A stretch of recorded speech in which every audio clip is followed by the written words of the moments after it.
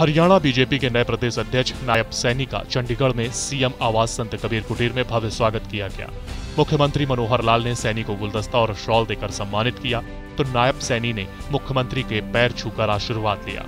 इस मौके पर विधानसभा अध्यक्ष ज्ञानचंद्र गुप्ता, मंत्री बनवारी लाल और राज्य मंत्री कमलेश ढांडा भी मौजूद रहे। मुख्यमंत्री मनोहर लाल ने कहा कि नायब सैनी जमीन से उठे हुए कार्यकर्ता हैं।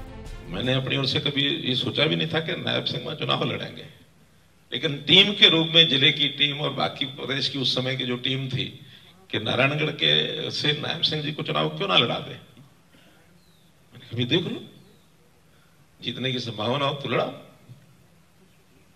चुनाव लड़ाया, जीत गए, भाग्य अच्छा था, मंत्री भी बन गए।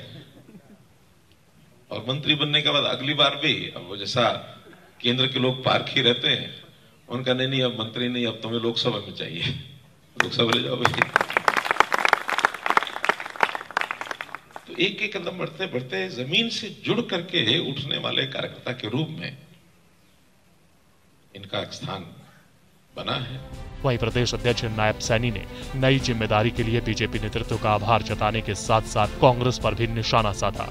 हमारे सामने क्योंकि जो एक छोटे से कार्यकर्ता के ऊपर पार्टी ने इतना बड़ा विश्वास किया है, आदरणीय नड्डा जी ने, आदरणीय नरेंद्र मोदी जी ने, आदरणीय अमित शाह जी ने, आदरणीय ठाकुर राजनाथ सिंह जी ने, आदरणीय मुख्यमंत्री मनोहर लाल जी ने जो एक बड़ा विश्वास किया, उस विश्वास के ऊपर हम खरा उतरेंगे।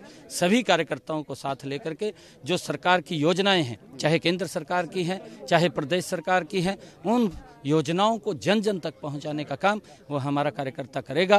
कांग्रेस का जो एक झूठ बोल करके, क्योंकि उनके पास मुद्दा नहीं है, हमारे सामने एक चैलेंज है बड़ा कि वो झूठ बोल करके लोगों को गुमराह करने का काम करते हैं। आज उस झूठ को रोकने का काम हमारा कार्यकर्ता करेगा और उनके झूठ को का पर्दाफाश करेगा।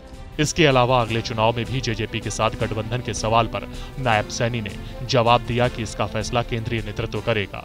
देखिए, हमारा केंद्रीय नेतृत्व इसका फैसला करता है और केंद्रीय नेतृत्व का जैसा भी फैसला होगा उसको हम सर्वमान्य है, क्योंकि एनडीए को प्राथमिकता देना ये भारतीय जनता पार्टी ने कभी भी, क्योंकि जितने भी सहयोगी दल रहे हैं उनका सम्मान करती है और उनको समय समय के ऊपर उचित प्रतिनिधित्व भी देती है। काबिले गौर है कि साल 2024 में लोकसभा चुनाव के बाद हरियाणा में विधानसभा चुनाव होने हैं। इसको लेकर बीजेपी किसी भी तरह की कोताही नहीं बरतना चाह रही है। इसलिए केंद्रीय नेतृत्व ने ओपी धनखड़ को केंद्र की राजनीति की ओर भेजकर हरियाणा की जिम्मेदारी नायब सैनी को सौंप दी है। अब देखना होगा कि नायब सैनी अपनी जिम्मेदारी का निर्वहन कितनी बखूबी ढंग से कर पाते हैं। सूर्या समाचार के लिए चंडीगढ़ से रवि चंदेल की रिपोर्ट।